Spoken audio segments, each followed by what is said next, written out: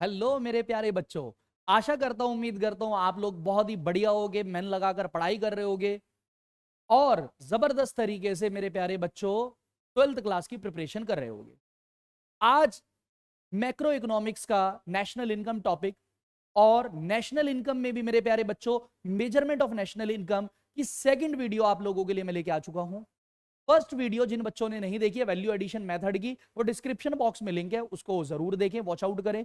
आज मेरे प्यारे बच्चों इनकम मेथड हम डिस्कस करने लग रहे हैं। क्या डिस्कस करेंगे भाई? Income method. इनकम मेथड क्या होता है, इसके कंपोनेंट्स क्या होते हैं मेरे प्यारे बच्चों, फैक्टर्स क्या होते हैं, प्लस में कुछ इसके न्यूमेरिकल्स भी मैं आप लोगों को स्टार्ट करवाऊंगा मैं आप लोगों को कम से कम 3 से 4 न्यूमेरिकल आपको करवाऊंगा। इनकम मेथड की अगर बात करें, one of the most important method है बेटे। जितने भी फैक्टर्स ऑफ प्रोडक्शन होते हैं, जैसे कि आप लोग जानते हैं लैंड, लेबर, कैपिटल और एंटरप्राइज, इनसे जो भी फैक्टर इनकम बनती है उनको जब हम ऐड कर देंगे तो क्या बन जाएगा आपका बेटे? इनकम मेथड से आपका कैलकुलेट हो जाएगा नेशनल इनकम। Got it? तो चलिए शुरू करते हैं मेरे प्यारे बच्चों। देखो, सबसे पहले अगर मैं आपको बताऊं, देखो भाई, फैक्टर्स ऑफ प्रोडक्शन कितने हैं? Factors of production, factors of production की मैं बात करूं तो फैक्टर्स ऑफ प्रोडक्शन होते हैं बच्चों 4।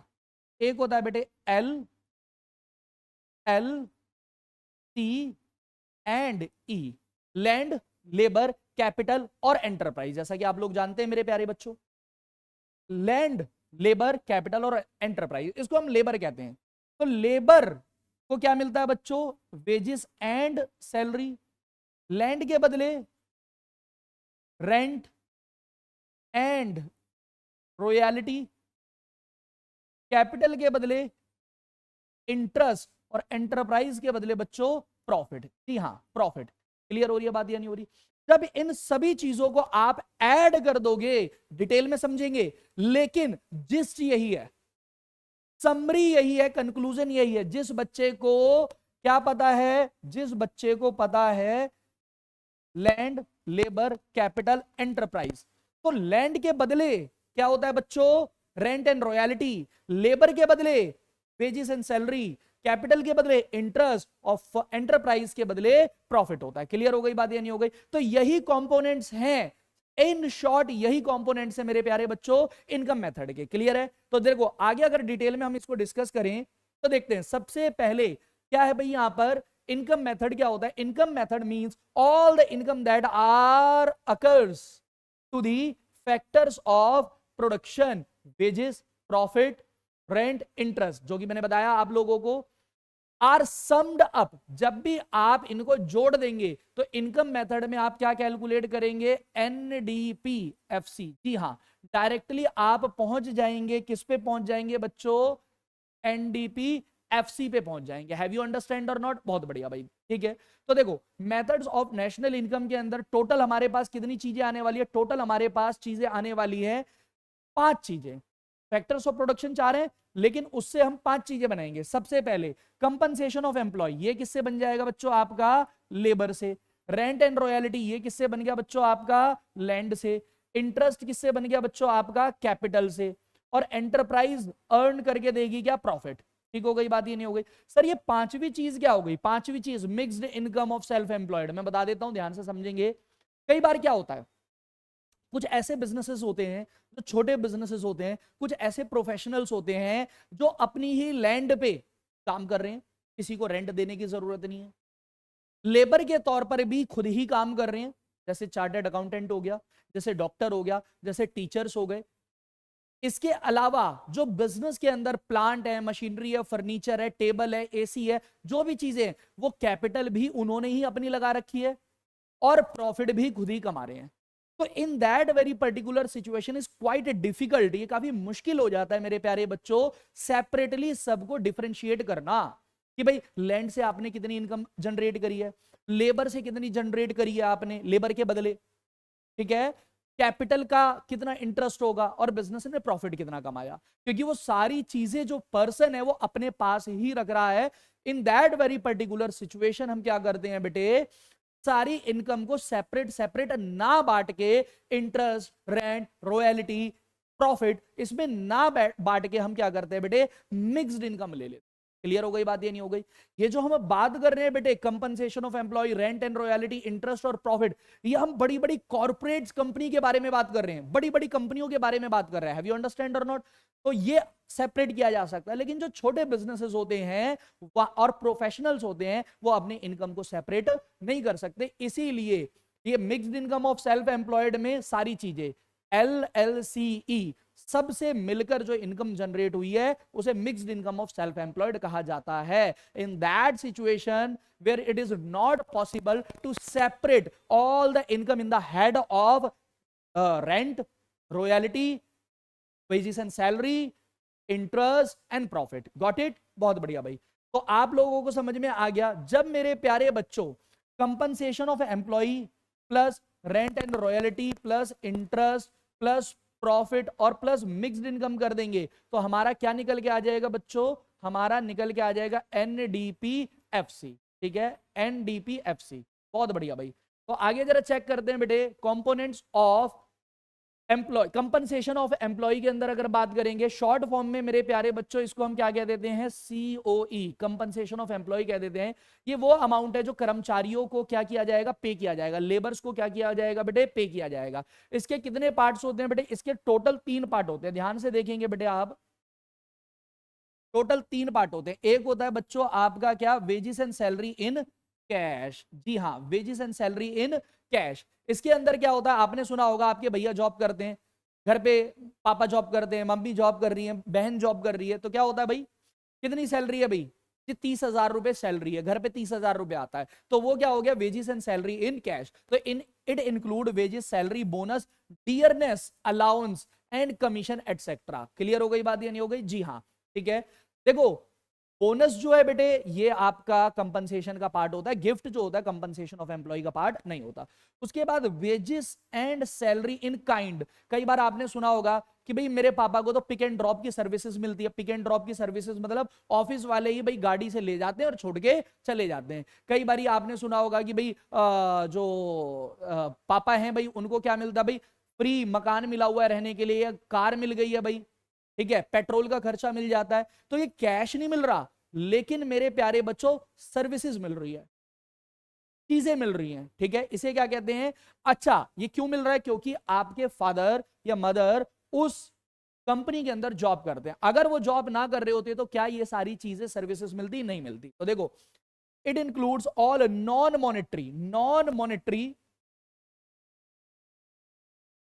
Monetary benefits like rent free home, free car, free medical and educational facilities etcetera. Clear है? फिर उसके बाद बेटे देखो, थर्ड देखेंगे, employers contribution toward social security scheme. बहुत बढ़िया भाई। एम्प्लॉयर, एक चीज ध्यान रखना, हमेशा एम्प्लॉयर लेना है, मालिक कंट्रीब्यूशन। कई बार आपने सुना होगा, आपने अपने भैया से पूछा कि भैया कितनी सैलरी है आपकी? कहता सैलरी तो वैसे मेरी 40,000 रुपए है, लेकिन कट कटा के 30,000 मिल जाती है। तो वो कट कटा के क्या हुआ बेटे? कई बार क्या होता है, जो आपके जिस कंपनी में काम कर रहे हो वो क्या करती है बेटे? कुछ पैसा आपका काट लेती है आपकी सैलरी से। गॉट इट और नॉट? और वो पैसा आपके ग्रेजुटी फंड के अंदर डाल दिया जाता है, वो पैसा आपका एम्प्लॉयज प्रोविडेंट फंड में डाल दिया जाता है, वो पैसा ESI की फैसिलिटीज में डाल दिया जाता है। अंडरस्टैंड और नॉट? तो ये वो चीजें हैं जो एक कर्मचारी, एम्प्लॉय के सोशल सिक्योरिटी, उसके सामाजिक कल्याण के लिए बेटे, कल को उसका फ्यूचर सिक्योर रहे। तो गवर्नमेंट ने रूल्स बना रखे हैं बड़ी कंपनियों के लिए कि आप अपने कर्मचारी का एक हिस्सा पैसा काटेंगे और उतना ही खुद भी डालेंगे।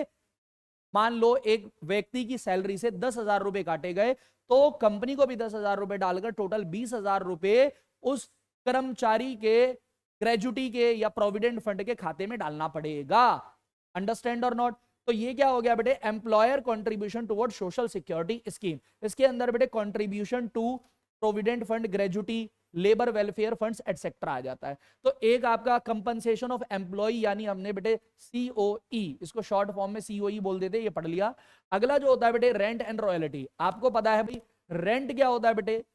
आपने अपनी बिल्डिंग, अपनी लैंड किसी को भी रेंट पे दे दी, कंपनसेशन बदले में क्या मिलेगा बेटे, उसका मॉनेटरी जो पैसा मिलेगा वो क्या कहलाता है बेटे, रेंट कहलाता है। फिर उसके बाद क्या आ जाता है बेटे, रॉयल्टी। कोई भी इंटेलेक्चुअल प्रॉपर्टी हो गई बेटे, ठीक है, कोई भी फॉर्मूला हो गया, कोई भी नाम हो गया, या फिर कोई भी मिनरल वाली लैंड हो गई, आपने क्या दे दिया बेटे, किसी को भी उसके कॉपीराइट या राइट दे दिया कि भाई आप यहां से कोयला निकाल सकते हो, पेट्रोल निकाल सकते हो, और आप मुझे इसके बदले क्या दे दो, रॉयल्टी दे दो।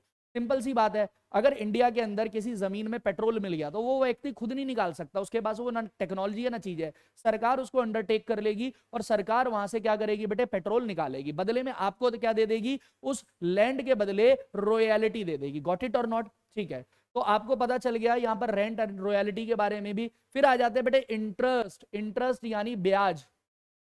क्या होता है, कंपनी के अंदर जो एम्प्लॉय होता है, शेयर होल्डर्स होते हैं, वो पैसा इन्वेस्ट करते हैं। क्लियर हो गई बात या नहीं हो गई? अब इंटरेस्ट मेरे प्यारे बच्चों सिंपल, बहुत इंपॉर्टेंट है, ध्यान रखना। सिर्फ थ्योरी के पॉइंट ऑफ व्यू से भी बहुत सारे इस पे हॉट्स के क्वेश्चन बनते हैं।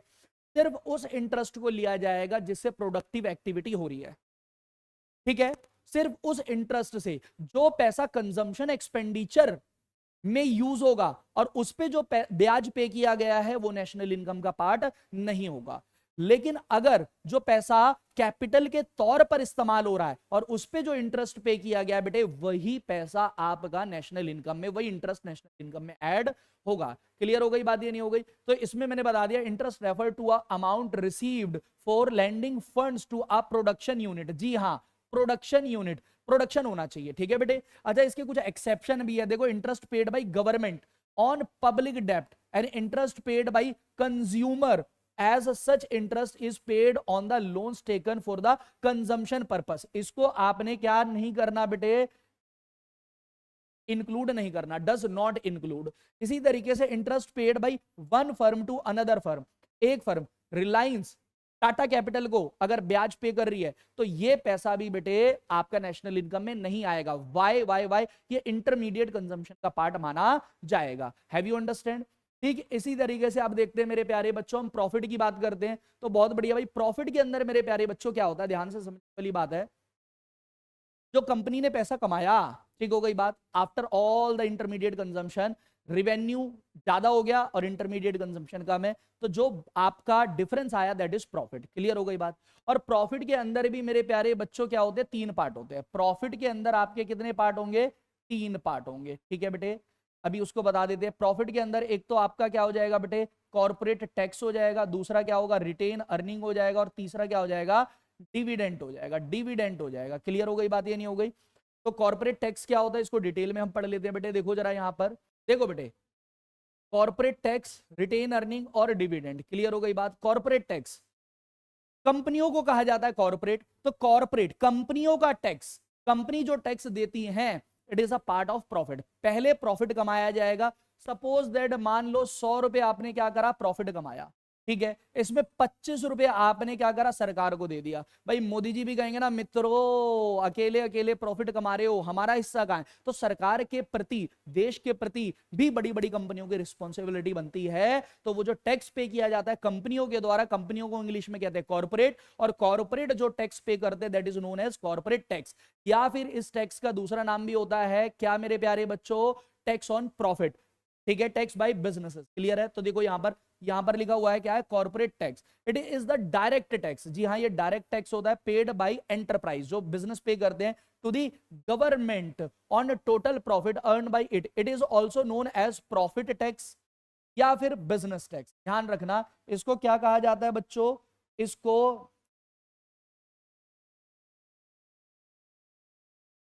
इसको क्या कहा जाता है बच्चों, प्रॉफिट टैक्स भी कहा जाता है या बिजनेस टैक्स, इसके अल्टरनेटिव नेम है, ठीक है बेटे, अल्टरनेटिव नेम हो गए, ठीक है।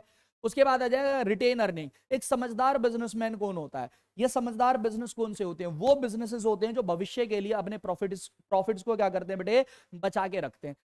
Future is full of uncertainty, आपको पता है जैसा कि भविष्य बेटे अनिश्चितताओं से भरा हुआ है, कुछ भी हो सकता है, कोविड आ जाएगा, कोई सुनामी आ गया, कोई अर्थक्वेक आ गया, तो बिजनेस के अंदर दिक्कत है, रिसेशन आ गया, ठीक है बेटे, तो वॉर लाइक सिचुएशन हो गई। तो इस तरीके से क्या है, बिजनेसेस को रिजर्व्स बचा के चलने पड़ते हैं, that is known as retain earning. और उसके बाद क्या होता है, डिविडेंड, जो शेयर होल्डर्स या मालिक खुद पैसा निकालेंगे, इस्तेमाल करेंगे, उसे हम क्या कहते हैं बच्चों, उसे कहते हैं हम डिविडेंड। अंडरस्टैंड और नॉट। तो ये प्रॉफिट के 3 पार्ट हो गए, देख लेते हैं बेटे डिविडेंड क्या होता है। It refer to the part of profit which is paid to the share holders. Share holders, company के अंदर शेयर होल्डर होते हैं बेटे, है ना।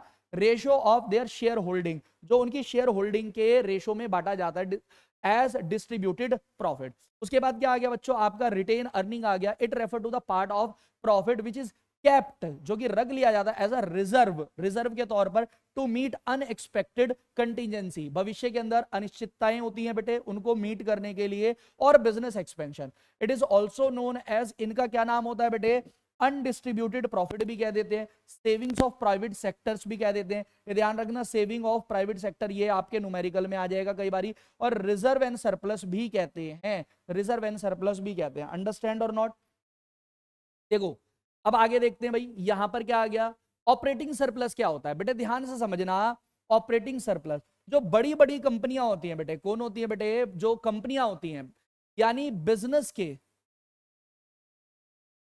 बिजनेस ऑपरेशन, बिजनेस ऑपरेशन की इनकम को आप क्या कहेंगे बेटे, ऑपरेटिंग सरप्लस कहेंगे। क्लियर हो गई बात, ये नहीं हो गई। तो एक तो मेरे प्यारे बच्चों यहां पर क्या आ जाएगा, इनकम फ्रॉम प्रॉपर्टी, रेंट आ जाएगा यहां पर, फिर उसके बाद रॉयल्टी आ जाएगा, इंटरेस्ट आ जाएगा, और इनकम फ्रॉम एंटरप्रेन्योरशिप। ठीक हो गई बात, ये नहीं हो गई, यानी mixed income of self employed आ जाएगा। बेसिकली आपने क्या करना है बेटे यहां पर, देखो बेसिकली आपने क्या करना है, देखो कंपनसेशन ऑफ एम्प्लॉय को हटा दो, उसके बाद रेंट एंड रॉयल्टी, इस पोर्शन को, ये देखो इस पोर्शन को, इस पोर्शन को आप क्या कहेंगे बेटे, operating surplus. Rent and royalty हो गया, इंटरेस्ट हो गया, प्रॉफिट हो गया, और मिक्स्ड इनकम। ठीक हो गई बात, ये नहीं हो गई। तो जरा चेक करते हैं बच्चों हम, मिक्स्ड इनकम आप समझ चुके हैं बेटे, ठीक है। मिक्स्ड इनकम आपको मैंने बता ही दिया है क्या होता है बेटे, it is the income generated by own account worker, like खुद ही भाई फार्मर हो गए, बार्बर हो गए, ठीक है, और unincorporated enterprise like a retail traders, ऐसी बड़ी फर्म नहीं, छोटे मोटे बिजनेसेस जो होते हैं, वो जो पैसा कमाते हैं बेटे, तो वो सैलरी के रूप में, इंटरेस्ट के रूप में, प्रॉफिट के रूप में उसको अलग अलग तौर पर बांट नहीं सकते, तो इसे क्या कहते हैं बेटे, मिक्स्ड इनकम। क्या अंडरस्टैंड और नॉट। चलो भाई फाइनली आ गया भाई हमारा न्यूमेरिकल किस तरीके से करना है। तो देखो सबसे पहले कंपनसेशन ऑफ एम्प्लॉय यानी COE कैलकुलेट कर लेंगे, प्लस कर देंगे इसको ऑपरेटिंग सरप्लस से, ठीक है बेटे, ऑपरेटिंग सरप्लस। और फिर लास्ट में देखो ऑपरेटिंग सरप्लस के अंदर क्या आ जाएगा, रेंट एंड रॉयल्टी, इंटरेस्ट आ जाएगा, और प्रॉफिट। तीन चीजों को आपने क्या कर देना है बेटे, ऐड कर देना है। रेंट एंड रॉयल्टी, इंटरेस्ट और प्रॉफिट को आप ऐड कर देंगे, क्या आ जाएगा आपका, ऑपरेटिंग सरप्लस। बिजनेस के ऑपरेशन से जो कमाई गई है चीजें उसे कहते हैं ऑपरेटिंग सरप्लस। तो देखो ऑपरेटिंग सरप्लस आ जाएगा, बेसिकली इसको ऐसे भी बोल सकते हैं, रेंट एंड रॉयल्टी, इंटरेस्ट, और लास्ट में आ जाएगा आपका मिक्स्ड इनकम। इनको ऐड करके आप क्या प्राप्त कर लेंगे, NDPFC कैलकुलेट कर लेंगे, NDPFC। ठीक हो गई बात, ये नहीं हो गई। चलो भाई, तो अब हम क्या करते हैं बेटे, क्वेश्चन स्टार्ट करते हैं, इसका प्रैक्टिकल क्वेश्चन स्टार्ट कर रहे हैं बेटे। देखो तो कैलकुलेशन नेशनल इनकम निकालना है बेटे। नेशनल इनकम का मतलब होता है NNPFC। जबकि आपको पता है भाई, आप यहां पर इनकम मेथड से डायरेक्टली पहुंच सकते हैं कहां पर, NDPFC। तो पहले NDPFC कैलकुलेट करेंगे और फिर कन्वर्ट करेंगे। देखो जरा चेक करो यहां पर क्या दिया हुआ है बच्चों। सबसे पहले mixed income of self employed, देखो कुछ भी दिया हो, आप सबसे पहले compensation of employ step by step चलेंगे। क्लियर है कैसे, सबसे पहले आप ढूंढेंगे कंपनसेशन ऑफ एम्प्लॉय, फिर ऐड करेंगे रेंट एंड रॉयल्टी, फिर आप ऐड करेंगे बच्चों क्या, इंटरेस्ट, फिर आप ऐड करेंगे क्या, प्रॉफिट, और फिर आप ऐड करेंगे मिक्स्ड इनकम। क्लियर हो गई बात, तब जाके आपका NDPFC। क्वेश्चन किसी भी ऑर्डर में दिया हो, आपको इसी ऑर्डर में चलना है। गलती की संभावनाएं क्या हो जाएंगी, ना के बराबर हो जाएंगी। बढ़िया तरीके से बेटे आप इन क्वेश्चनों को सॉल्व करो, मैं आपको सॉल्व करा रहा हूं। इस वीडियो को देखने के बाद इनकम मेथड आपका कंप्लीट हो जाएगा, ठीक है बेटे। तो देखो mixed income of self employed नहीं चाहिए मुझे, ओल्ड एज पेंशन भी नहीं चाहिए अभी, डिविडेंड, ओल्ड एज पेंशन बेटे ये कौन सी क्या कहते हैं इनकम है, ये ट्रांसफर इनकम है बेटे, ट्रांसफर इनकम है, इसको वैसे भी नहीं लिया जाएगा। फिर ट्रांसफर इनकम है, क्लियर हो गई बात,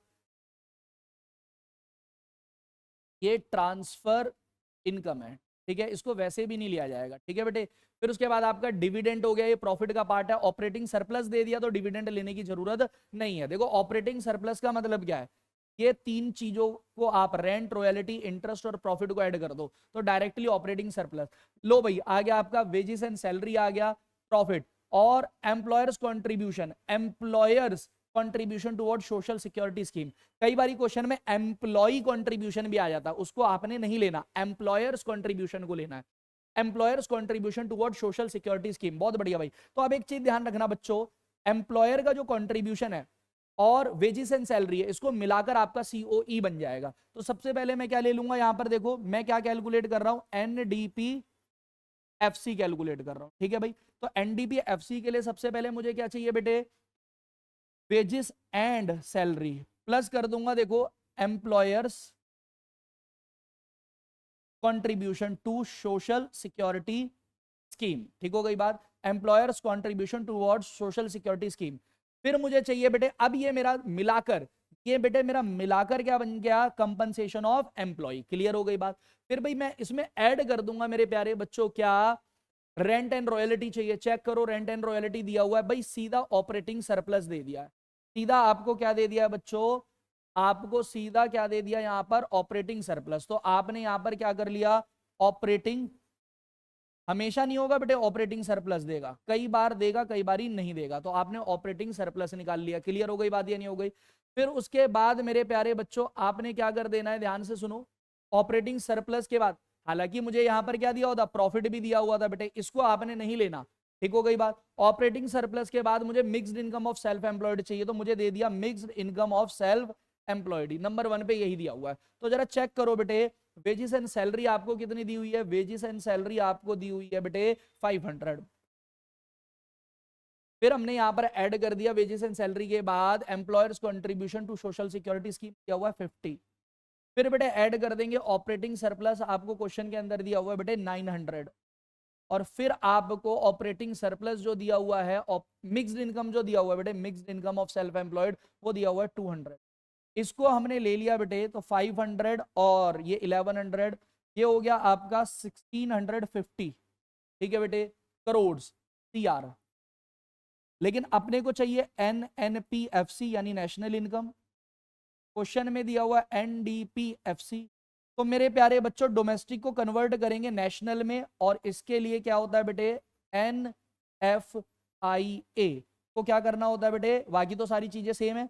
तो ये 1650 आपको दिया हुआ है, प्लस में इसको कर दो नेट फैक्टर इनकम, फ्रॉम का मतलब होता है प्लस, आपको माइनस का 10 दिया हुआ है, तो यहां पर माइनस मैंने 10 कर दिया बेटे, ब्रैकेट में डाल दिया, तो ये आपका क्या आ गया 16540, ठीक है बेटे 1640 करोड़, ये आपका बेटे नेशनल इनकम निकल कर आ चुका है। क्लियर हो गई बात या नहीं हो गई। अब नेक्स्ट क्वेश्चन देखेंगे बेटे, देखो जरा कैलकुलेट क्या कह रहा है जी, जीएनपी एट एमपी। तो मेरे प्यारे बच्चों जैसा कि आप लोगों को पता है एनडीपी एफसी निकलेगा आपका, सबसे पहले एम्प्लॉयज कंपनसेशन दिया हुआ है, फिर रेंट एंड इंटरेस्ट, फिर दिया हुआ प्रॉफिट, फिर इनडायरेक्ट टैक्स, फिर कंजम्पशन ऑफ फिक्स्ड कैपिटल दिया हुआ है, और फिर mixed income of the self employed दिया हुआ है, सब्सिडी दिया हुआ है, नेट करंट ट्रांसफर। मेरे बच्चों देखो करंट ट्रांसफर तो आपका क्या हो गया, ट्रांसफर इनकम हो गई, तो ये पार्ट नहीं होगा नेशनल इनकम का। और नेट फैक्टर इनकम टू का मतलब होता है बेटे माइनस, टू का मतलब क्या होता है माइनस, और अमाउंट भी क्या दिया हुआ माइनस, तो माइनस माइनस क्या हो जाएगा प्लस। बहुत बढ़िया भाई। तो सबसे पहले मुझे क्या निकालना है बच्चों क्वेश्चन के अंदर, एनडीपीएफसी, और एनडीपीएफसी जो आएगा मेरा कैसे, कंपनसेशन ऑफ एम्प्लॉय, तो सीओई बेटे मैंने ले लिया, प्लस फिर मुझे चाहिए रेंट एंड रॉयल्टी, जरा चेक करो, रेंट एंड इंटरेस्ट दे दिया, कोई दिक्कत नहीं है बेटे, दे सकता है, रेंट इंटरेस्ट दे दिया आपको, बहुत बढ़िया भाई, कोई दिक्कत नहीं है। फिर प्लस करो बेटे रेंट एंड रॉयल्टी नहीं दे रखा, अलग से चेक कर लेंगे, रॉयल्टी कहीं पर भी नहीं है क्वेश्चन में, तो रेंट और इंटरेस्ट को आपने मान लिया। फिर उसके बाद प्रॉफिट चाहिए, प्रॉफिट चेक करो दे रखा है, आपने ऐड कर दिया बच्चों क्या प्रॉफिट। फिर उसके बाद आपको देखना है mixed income of self employed, mixed income of self employed, ये रहा बेटे mixed income of self employed, तो आपने इसको भी ऐड कर दिया mixed income of self employed. बहुत बढ़िया भाई। तो कंपनसेशन ऑफ एम्प्लॉय चेक करेंगे कितना दिया हुआ है बेटे, 600 दिया हुआ है। प्लस में आप देखेंगे रेंट एंड इंटरेस्ट आपको कितना दिया हुआ है, 350 दिया हुआ है।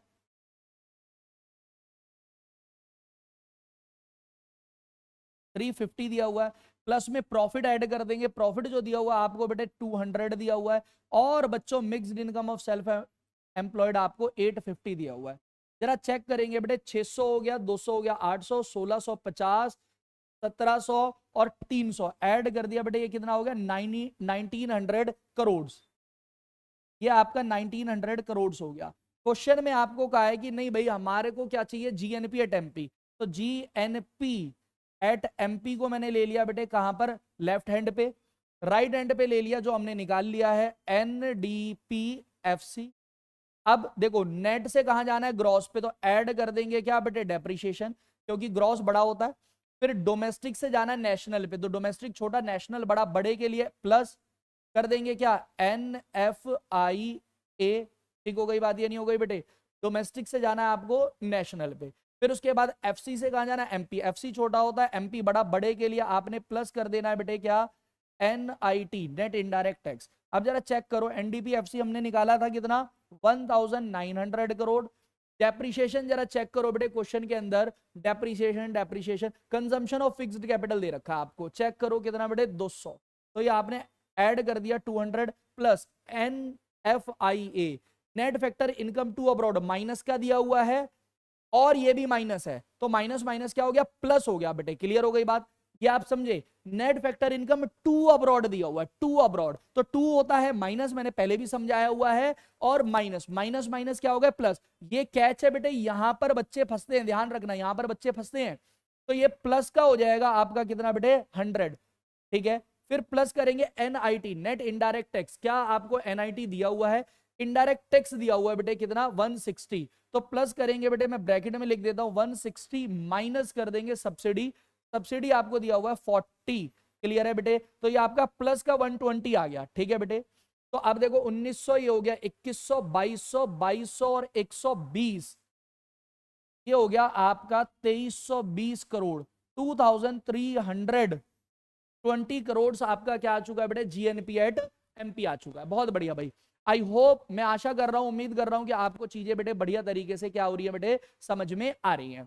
उसके बाद देखो बेटे एक क्वेश्चन और डिस्कस कर लेते हैं। कहता from the data given below prove that net value added. बहुत बढ़िया भाई, आपको पता है NVAFC, NVAFC को हम क्या कहते हैं बेटे, NVAFC को हम NDPFC भी कहते हैं, is equals to income generated. क्या बात है भाई, बहुत बढ़िया। आपको पता है बेटे, बहुत अच्छा क्वेश्चन है। इनकम जो जनरेटेड होती है सभी फैक्टर्स ऑफ प्रोडक्शन, लैंड से, लेबर से, कैपिटल से, एंटरप्राइज से, जब सबकी इनकम आप जोड़ दोगे, इकट्ठा कर दोगे, तो वो क्या होता है बेटे, क्या कहलाता है, मैंने पहले भी बताया, NDPFC। तो कह रहा है यही प्रूव करो। तो इसका मतलब क्या है, इस क्वेश्चन को बेटे आपको दो तरीके से करना है, वैल्यू एडिड मेथड से और इनकम मेथड से। ठीक है जी, वैल्यू एडिड मेथड से जो वैल्यू आएगी NVAFC की, वही वैल्यू आपकी इनकम मेथड से आनी चाहिए, तब तो ये बात प्रूव हो जाएगी, अदरवाइज ये बात बेटे क्या हो जाएगी, गलत। तो बेटे सेम आंसर आएगा। जरा चेक करो,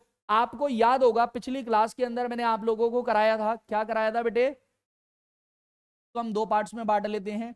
एक तो आपको वैल्यू एडिड मेथड,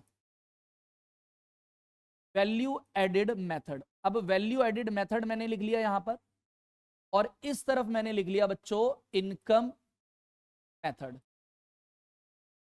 अब वैल्यू एडिड मेथड से NVAFC डायरेक्ट नहीं निकलता, क्या निकलता है बेटे, ग्रॉस वैल्यू एडिड, GVAMP। और जिसका फॉर्मूला क्या था मेरे प्यारे बच्चों, आपका value of output minus intermediate consumption. और वैल्यू ऑफ आउटपुट का फॉर्मूला था सेल्स प्लस क्लोजिंग स्टॉक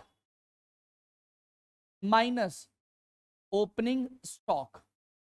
ठीक है, ये आपका क्या निकल के आ गया, वैल्यू ऑफ आउटपुट। और इसमें से जब हम माइनस कर देंगे इंटरमीडिएट कंजम्पशन, तो आपका GVAMP निकल के आएगा। तो पहले हम वैल्यू एडिड मेथड को ही देखेंगे, जरा चेक करो। ओपनिंग स्टॉक दे रखा है, closing stock, purchase of raw material आपका क्या हो जाएगा बच्चों, ये इंटरमीडिएट कंजम्पशन हो जाएगा। क्लोजिंग स्टॉक प्लस का होता है और ओपनिंग स्टॉक क्या होता है, माइनस का होता है। फिर आपको सेल्स दे रखी है, तो भाई कम से कम इस डाटा से आप यहां पर लो, सेल्स आपको दे रखी है 1200 करोड़। और क्लोजिंग स्टॉक दे रखा है 400। तो देखो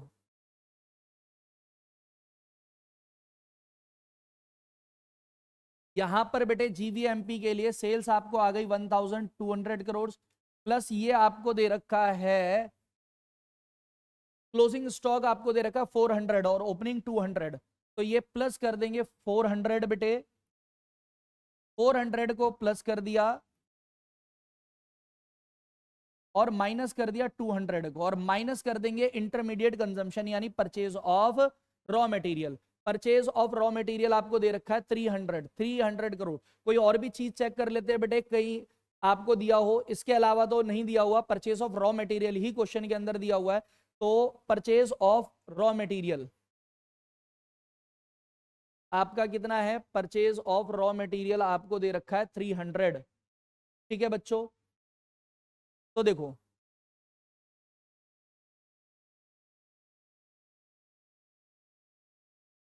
परचेज ऑफ रॉ मटेरियल आपका हमने माइनस कर दिया बच्चों कितना, 300।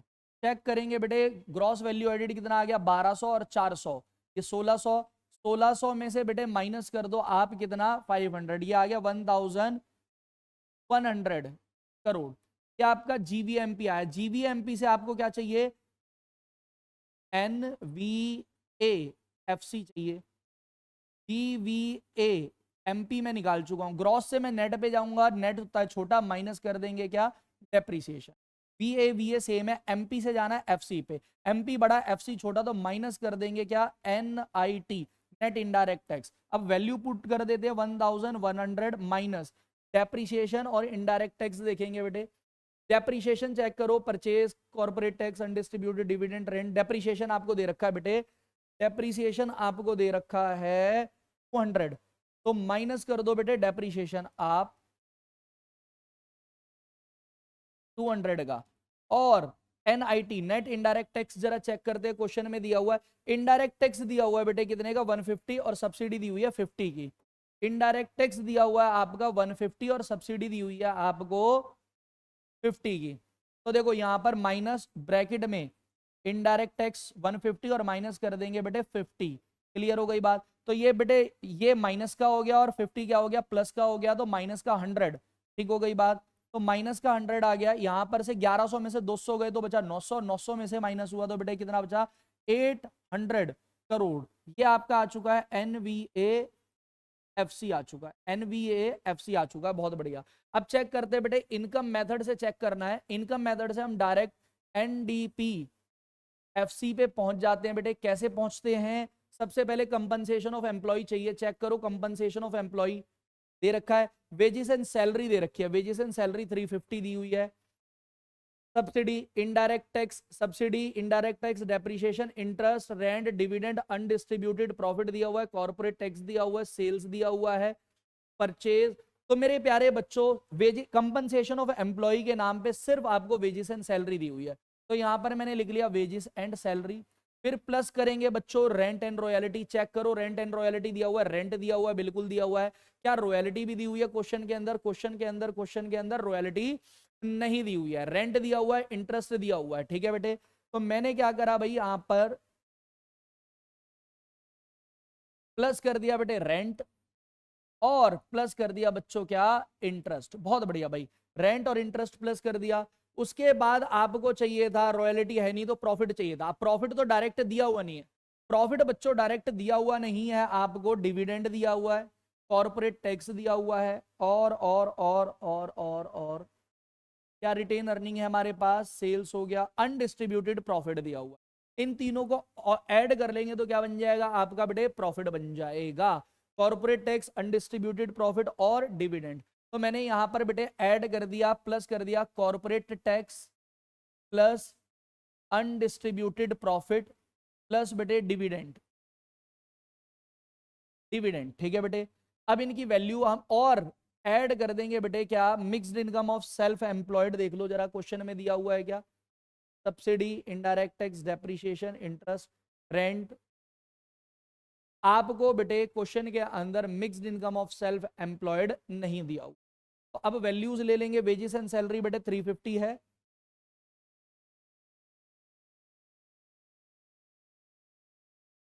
वेजेस एंड सैलरी आपका कितना है बेटे 350 है।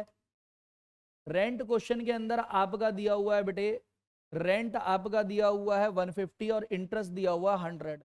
तो ये हो गया आपका 150 और ये दे रखा है आपका 100। ठीक है बेटे। उसके बाद आपका कॉर्पोरेट टैक्स दिया हुआ 100 और बाकी के दोनों दिए हुए 50। तो ये हो गया आपका 100 और ये हो गया बेटे आपका 50 और डिविडेंड भी हो गया आपका 50। मिक्स्ड इनकम दे नहीं रखी। 300 में बेटे ये जोड़ देंगे आप 500 हो गया, ये 600 हो गया, 700 हो गया और 50-50 जोड़ देंगे तो बेटे आपका 800 करोड़ आ गया है। क्या आ चुका है बेटे? NDPFC। ठीक है बेटे। तो बेटे हम यहाँ पर कह सकते हैं, हम कह सकते हैं क्या कि NVAFC बराबर है किसके? NDPFC। ठीक हो गई बात या नहीं हो गई? मैं आशा करता हूं बेटे, उम्मीद करता हूं कि आपको ये लेक्चर अच्छी तरीके से समझ में आ गया होगा। बढ़िया तरीके से सारे क्वेश्चनों को बेटे कर लें। तब तक के लिए टेक केयर और जुड़े रहें। जो भी आपको कमेंट आ रहा है बेटे उसको आप डाउट में पूछ सकते हैं। सेशन को लाइक कर दें, वीडियो को लाइक कर दें और ज्यादा से ज्यादा दोस्तों तक शेयर करें, चैनल को सब्सक्राइब कर लें। तब तक के लिए टेक केयर एवरीवन।